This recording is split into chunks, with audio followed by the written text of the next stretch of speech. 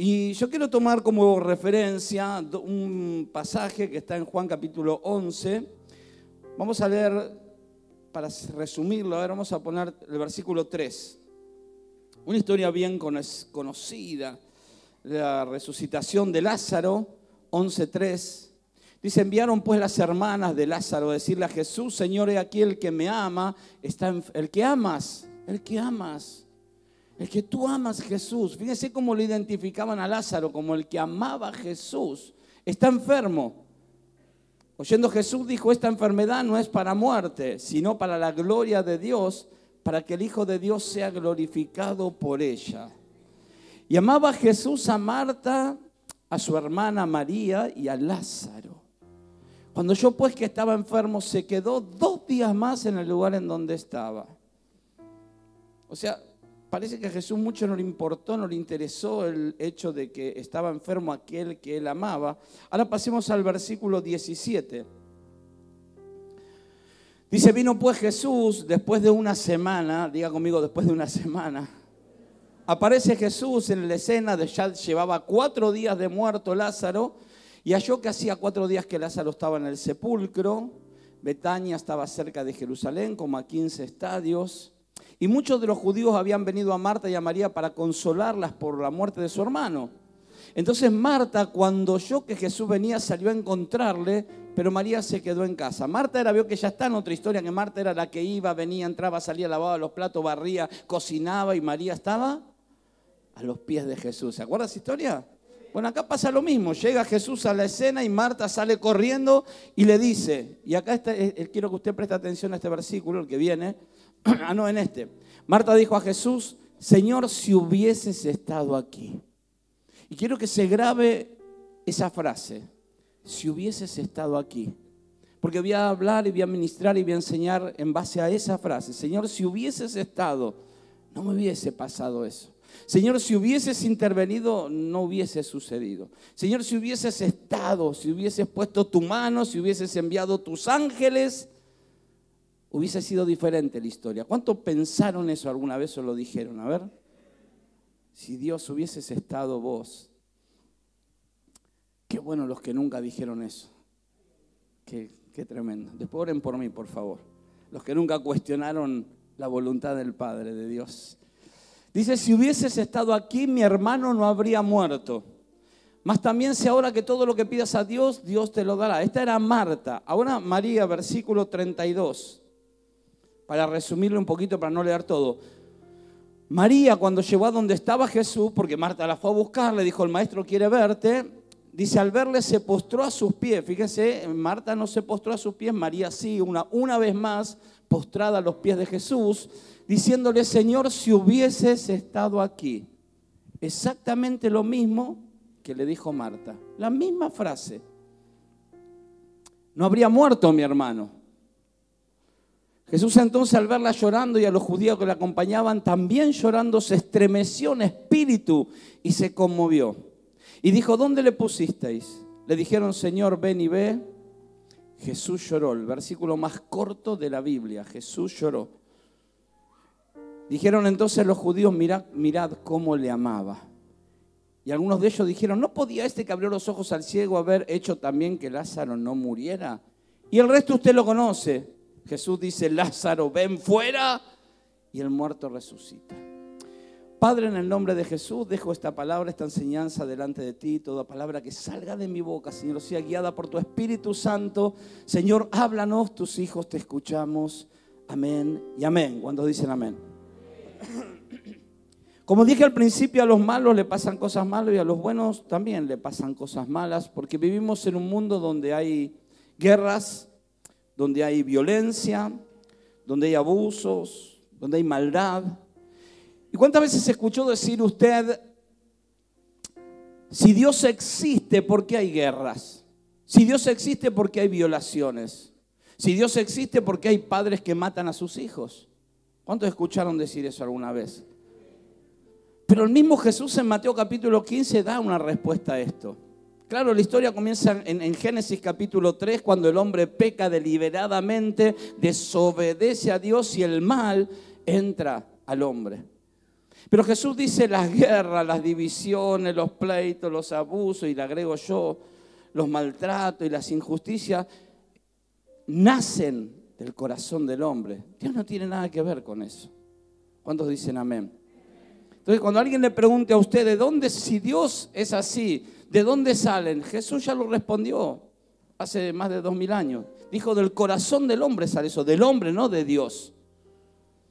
Ahora la pregunta es, bueno, ¿y Dios dónde estaba? ¿O Dios dónde está? Y yo voy a intentar, hay cosas que por supuesto no tienen mucha explicación, pero sí voy a intentar transmitirte lo que Dios puso dentro de mí. Porque Dios es bueno siempre. ¿Dios es bueno? Siempre. Y cuando te preguntes dónde estaba Dios, y ahora lo vamos a ver un poquito más adelante, pero Dios siempre estuvo a tu lado. De hecho, si Él no hubiese estado en esas noches oscuras, cuando te maltrataron, cuando te abandonaron, cuando fueron injustos contigo, cuando te fallaron, cuando depositaste la confianza en esa persona que te terminó traicionando como si fuese su enemigo, Dios estuvo sosteniendo tus brazos, enjugando tus lágrimas y fortaleciendo tu espíritu para que hoy estés sentado en esa silla, escuchando su palabra, creyendo que Él va a hacer algo grande en tu vida. ¿Cuántos dicen amén en esta noche? Pero claro que a veces no podemos entenderlo. Y es muy lindo lo que digo, pero cuando lo tenés que vivir, cuesta entender. Cuesta entender que Dios se demore a veces. Esta semana me llaman, lo dejo a mi hijo en el colegio a las 11 menos 5 de la mañana y 11 y 5 me llaman que se había quebrado un tobillo. Y en 2 minutos estuve ahí de nuevo, aunque yo iba para otro lado. Yo no sé si pasé algún semáforo en rojo, no sé, pero en 2 minutos estaba en el colegio, lo alcé, tenía su tobillo una luxación, lo llevé al hospital, lo enyesaron, León, pido sus oraciones a favor de él, la mayoría creo que sabe que está enyesado, pero dije, yo como papá corrí hacia el colegio lo más rápido que pude, digo, ¿por qué Dios se demora a veces tanto? ¿Por qué Dios se tarda tanto en contestar? Lo que pasa es que a veces tenemos una mirada tan natural y tan limitada y tan finita que no podemos entender el proceso. Porque si Dios nos diera todo lo que le pidiésemos, ¿cómo nos formaría? ¿Cómo haría un guerrero? ¿Cómo haría una guerrera? ¿Cómo haría alguien fuerte de espíritu? Alguien maduro en sus emociones si Dios todo lo que le pediste lo da automáticamente. Dice que Jesús viene a buscar a su novia. ¿Saben que la iglesia es la novia de Jesucristo? ¿Ustedes saben eso? Y Él no quiere una novia malcriada, una nena malcriada. Él quiere una novia experimentada en sufrimiento, madura, preparada, dispuesta para recibir el novio con la madurez necesaria. Por eso a veces nosotros sufrimos y pasamos necesidades y pasamos por tormentas para fortalecernos, para que cuando venga el amado nos encuentre bien parado, nos encuentre preparado, nos encuentre dispuesto, nos encuentre con la madurez necesaria para poder celebrar las bodas del Cordero allí en los cielos. ¿Cuántos dicen amén?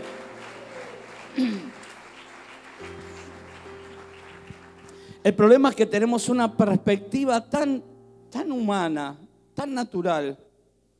Y allí estaban Marta y María, los íntimos de Jesús. Dijeron, Jesús, si hubieses estado ahí.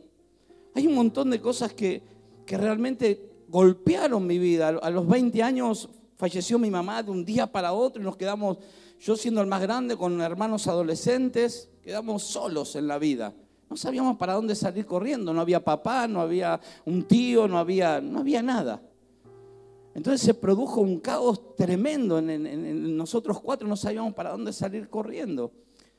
Y claro, pasó el tiempo y conozco al Señor, me aferro al camino de Dios y empiezo a restaurar la relación con mi padre, y la mujer de mi padre llegó a ser como una mamá para mí, me atendía, me cuidaba, y cuando me empiezo a encariñar, mi hermano, el hijo de mi papá, con su nueva esposa, con su segunda esposa, tiene un accidente acá en la avenida Maipú, en la calle Maipú, y muere.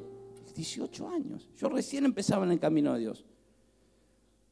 Y su esposa, mi madrastra se podría decir, se suicida a los 30 días. Exacto. Eso fue una crisis para mí. Yo recién empezaba en el camino de Dios, digo, wow, Señor, te rindo mi vida, me entrego, te prometí seguirte hasta el final y ahora todo esto. ¿Qué está pasando? Y a veces suceden estas cosas en la vida.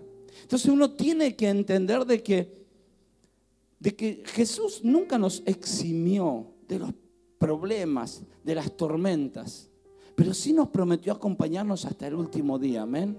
Y yo no sé por qué pasó, no tengo una explicación, pero sí sé que Él estuvo conmigo. Y si bien tuve aún ese momento, retrocedí un poco en lo que son las cosas de Dios, retrocedí, volví a fumar, que acuerdo que había dejado de fumar y volví a agarrar el cigarrillo y me enojé con la situación. No con Dios, yo a Dios lo seguía amando, pero con todo lo que estaba pasando. Pero entendí de que no podía seguir así, de que Él estuvo conmigo y de que a pesar de todo, yo quería algún día poder preguntarle a Él qué sucedió. Porque cuando pasan estas cosas, sucede que cuando perdés algo que amabas, cuando tenías expectativas de que algo pase y no pasó, cuando se rompió algo que parecía que iba a ser eterno, un matrimonio, por ejemplo, si me caso, no me caso para 6 meses, me caso para toda la vida y de pronto el adulterio, el engaño, la mentira, el abandono y ahí apareció y vos decís, ¿yo qué hice para merecer esto? No, nada, posiblemente nada, pero ahí está. Entonces entramos en algún tipo de fases emocionales y la primera fase es negar, decir, no, yo al final... Negar de que por qué la negación, decir, no, yo no puedo entender por qué me pasó esto. Y me niego a aceptar esto, y me niego a perder. Y entiendo que es una emoción que a veces no la podemos manejar. Y detrás de esa negación que aparece muchas veces... Luego de eso aparece el aislamiento con componentes depresivos, que no queremos ver a nadie, no queremos escuchar a nadie, no queremos que nadie nos hable del tema y nos encerramos a sufrir y algunos se quedan estancados ahí durante muchísimos años. Escuche, se quedan estancados en ese dolor. Y ya pasaron 20 años y siguen con esa cara o con ese espíritu de depresión, con esa depresión que los abruma. ¿Cómo sé que alguien está enojado por una situación? Porque está enojado con la vida. ¿Cómo sé que alguien no superó algo y que está depresivo? Y mire cómo está la habitación, cómo está su habitación. Te vas a dar cuenta si andas depresivo. Como está tu placar, está tu vida. Preguntarle que tenés al lado, ¿cómo está tu placar?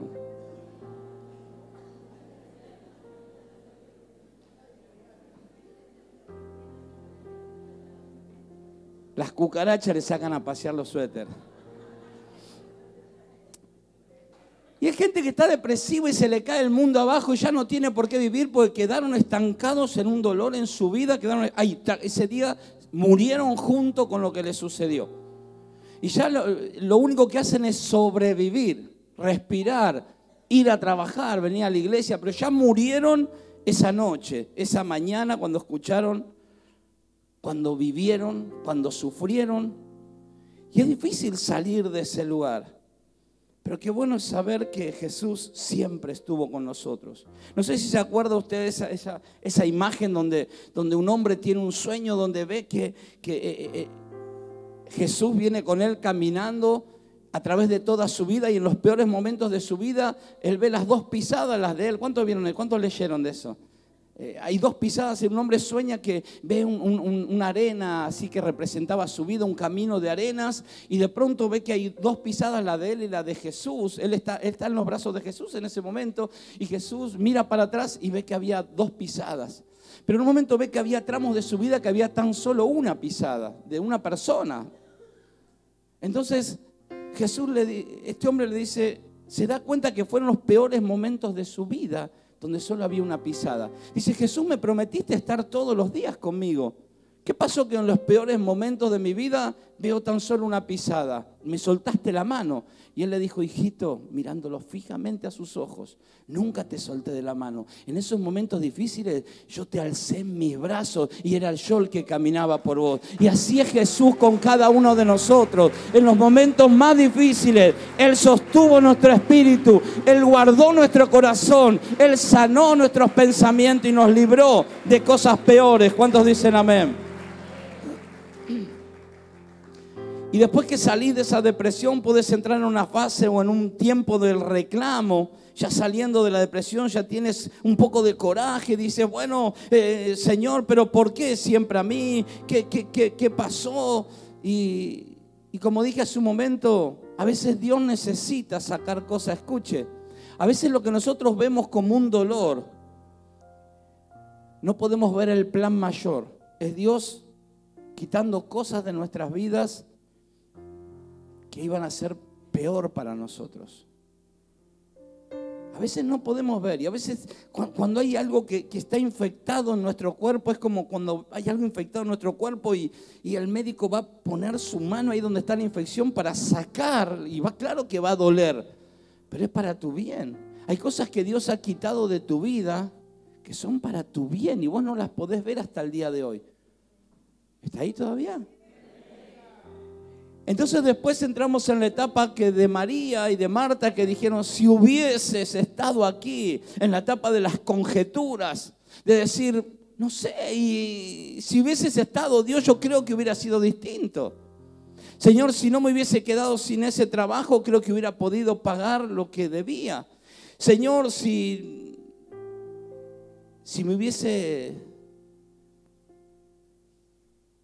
no me hubiese casado, sería,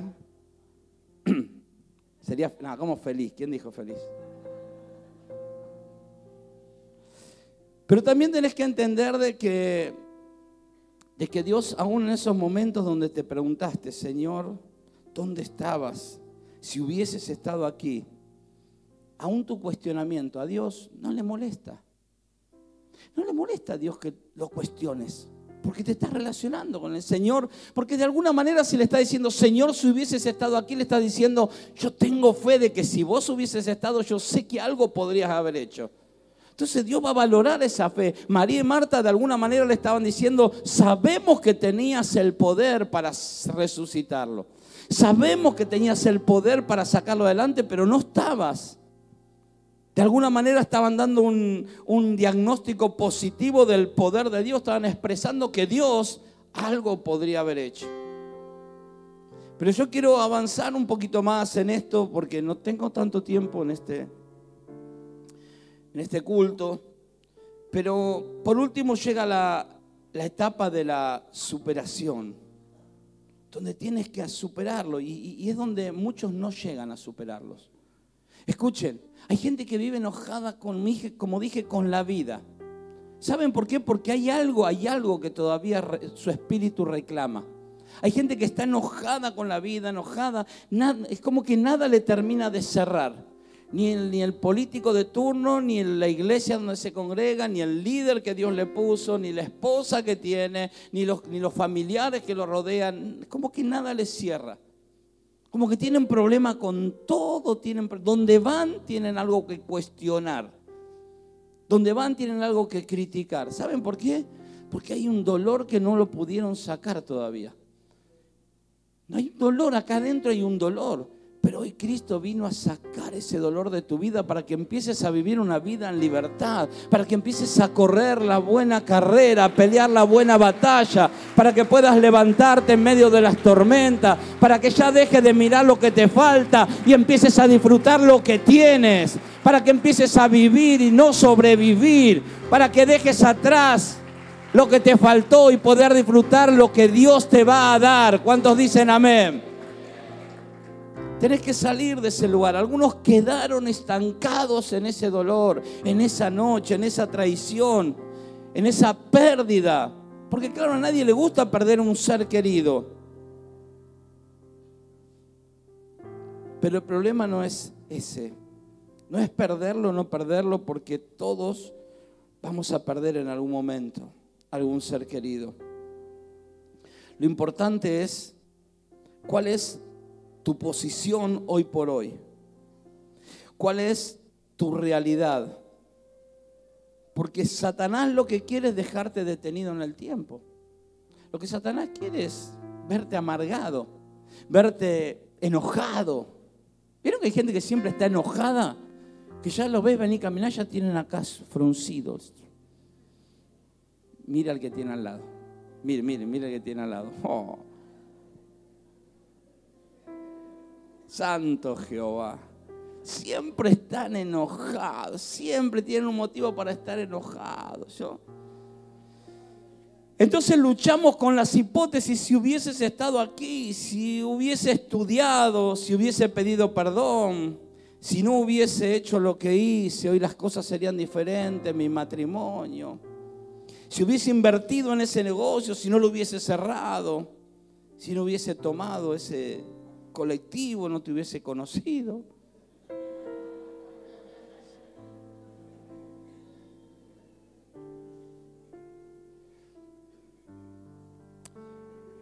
Pero Jesús le dice en un momento, no te dije que si crees verás la gloria de Dios.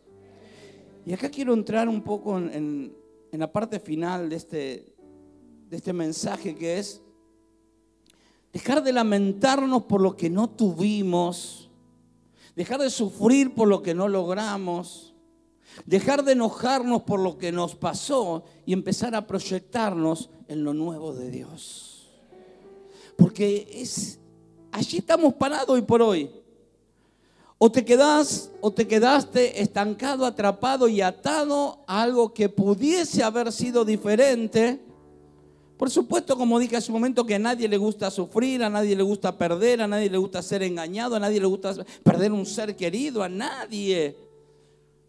Pero nuestra tarea es despegar de ese lugar, es salir de ese lugar, es poder ver la mano de Dios moverse a favor de nuestra vida, es poder pensar en tener un futuro diferente. Porque hay gente que murió el día que lo abusaron, el día que lo engañaron. Hay gente que murió ese día, solo que respiran y andan caminando por las calles y trabajando. Pero ese día ya murieron para ellos. Y el odio se apoderó de sus corazones. De pronto un padre, una madre que en vez de cuidarte te estaban maltratando, violentando. Un padre o una madre que en vez de abrazarte y decirte hijito, lo único que hacían era golpearte, como pasó con mi vida. Y te llenaste de tanto odio y estoy hablando de personas que ya tienen 30, 40, 50 años que están llenas de odio. Tienen odio en su vida porque se quedaron en ese... Si hubieses estado ahí, Dios no hubiese permitido que mis padres me golpearan así, que me hubiesen abandonado. Pero sabe que yo entiendo que a veces podemos transformar ese sufrimiento en un propósito. Piense por un momento la vida de José.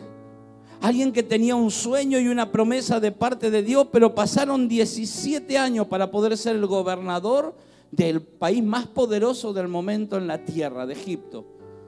Y en esos 17 años pasó injusticia, los hermanos lo tiraron a un pozo, le dijeron al padre que había muerto, fue preso injustamente, fue olvidado por el copero y el panadero. Pero cuando vemos en el capítulo 50 del Génesis, vemos a un José maduro, a un guerrero, que cuando los hermanos dicen, perdónanos por lo que te hicimos, él dice, tranquilo, que todo lo que me hicieron fue para bien, fue para preservación de vida. Y yo anhelo que se levante una iglesia con esa madurez, que digan, no importa lo que me hizo mi padre, no importa lo que hizo mi madre, no importa lo que perdí, no importa lo que no tengo, no importa lo que hubiese sido, yo me determino a caminar en pos de lo que Dios va a hacer en mi vida, de lo que Dios pretende para mi vida y mi familia. ¿Cuántos dicen amén? Job, alguien que hoy sirve para el consuelo de personas, de miles, millones de personas. Pablo, el apóstol Pablo, quien nos deja escrita la doctrina cristiana a través de todas sus cartas. ¿Sabe dónde las escribió la mayoría? Preso, estaba preso. Sin embargo, él utilizó ese tiempo de estar preso en los calabozos más hostiles del momento No era como ahora la cárcel, ni el lugar ni el tiempo, era miles de veces peor. Sin embargo, le escribía cartas y adoraba. Con Pablo y Silas cantaban himnos al Señor. Entonces estamos ante dos opciones. Pablo se podría haber quedado: Señor, yo que te sirvo ahí en la cárcel, yo que te sirvo, que Señor di mi vida por vos, que voy a predicar por todo el sur de Asia y que abrí iglesias y que levanto ministros. ¿Qué hago acá en la cárcel? Esa era una opción de Pablo. O ponerse a escribir la doctrina cristiana que hoy tenemos. Y vos y yo estamos ante esa misma encrucijada o ante esas mismas dos opciones. Diga conmigo, dos opciones. O seguís siendo el amargado de siempre, o te levantás a hacer lo que Dios quiere que hagas para tu próxima temporada. Así que decile a que tenés al lado: o sos un amargado o sos una herramienta en las manos de Dios.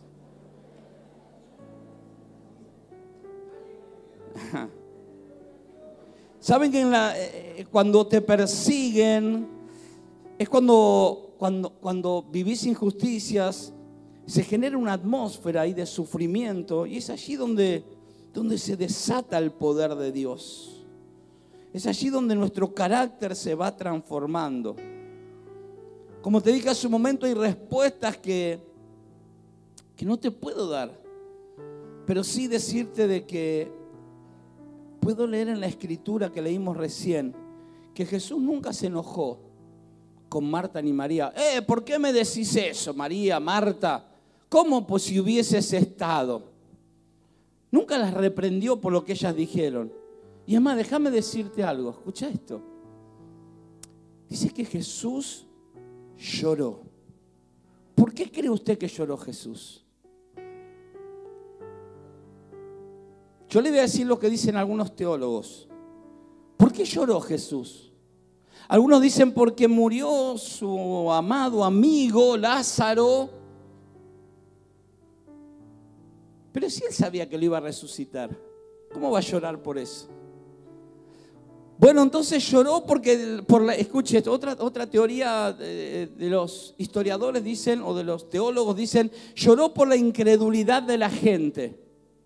Porque la gente no creía que lo podía resucitar. Mire, si hubiese sido por eso, hubiera llorado todos los evangelios. Se lo hubiera pasado llorando. Yo le voy a decir por qué lloró.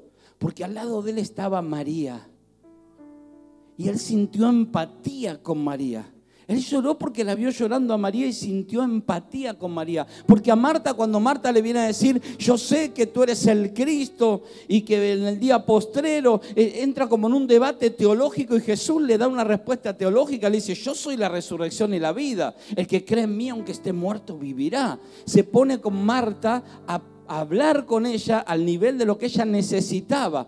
Pero María necesitaba que alguien la entendiera. Y yo vengo a decirte en esta noche que hay un Jesús que te entiende. Que si estás enojado, estás depresivo, no sabes cómo salir, Él te entiende. Podés presentarte delante de Él con tu queja, pero buscá su rostro, porque Él te va a contestar. ¿Cuántos dicen amén?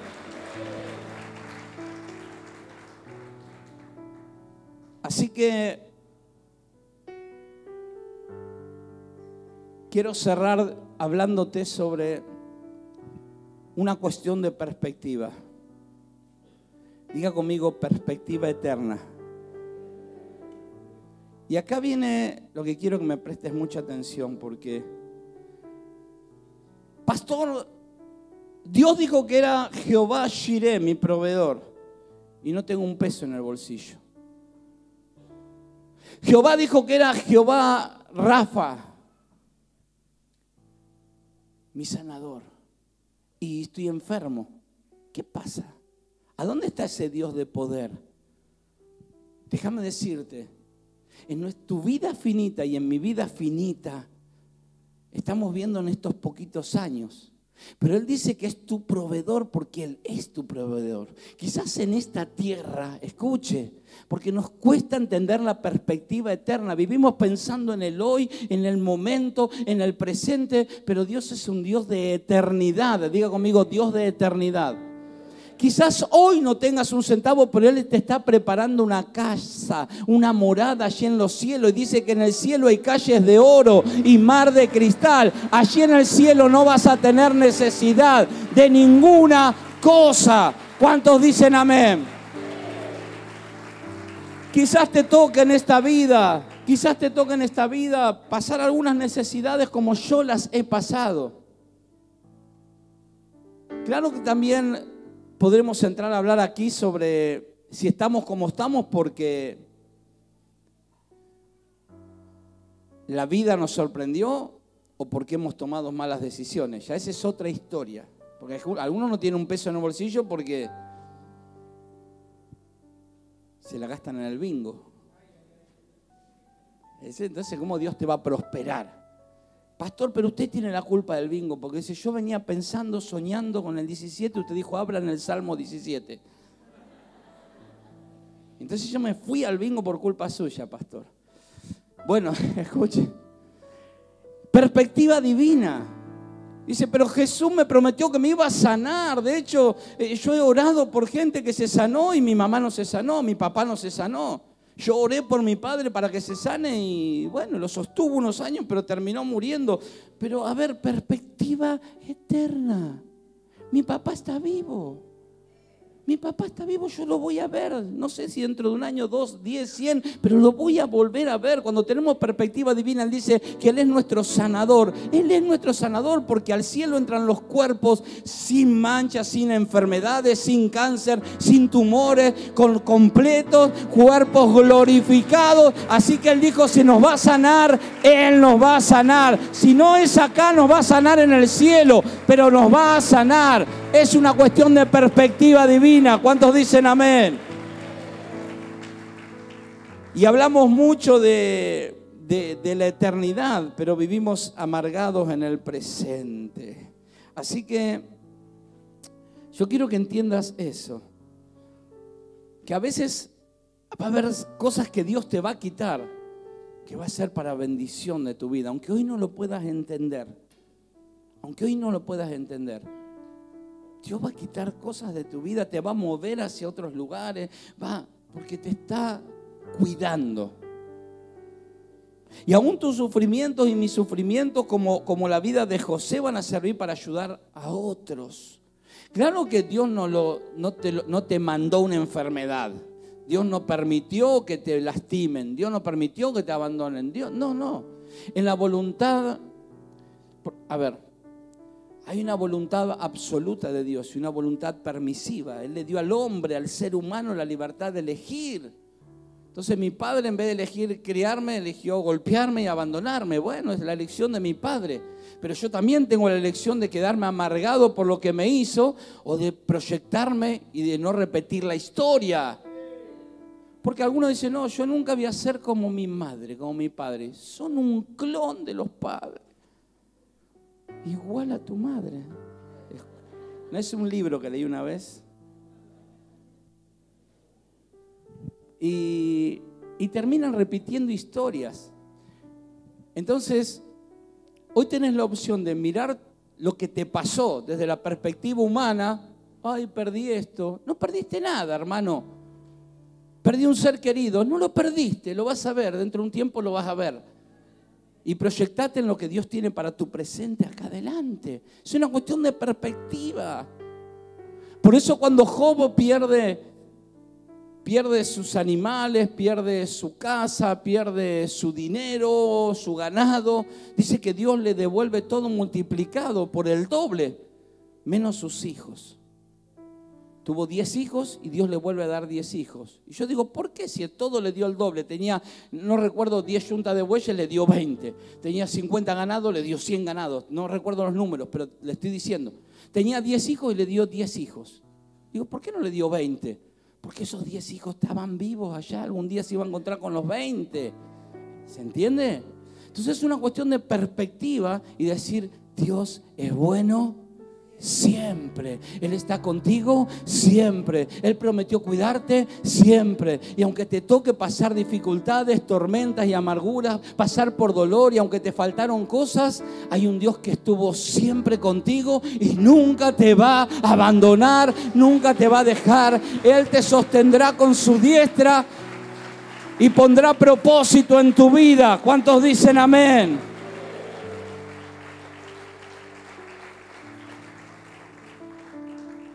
Y déjame decirte lo último. Un segundo en su eternidad va a compensar 100 años de dolor aquí en la tierra. Un segundo en su eternidad. Pero ¿sabe esto para los que creen? Porque algunos no creen ni en la luz eléctrica. No creen en nada. Yo creo que un segundo en su presencia va a compensar todo el dolor que yo sufrí todos los años que viví sobre esta tierra. Así que tranquilo, Dios siempre gana. Y vos, como sos su hijo, sos más que vencedor, porque Él venció en la cruz del Calvario. Así que te invito a que te pongas de pie, vamos a orar a Dios.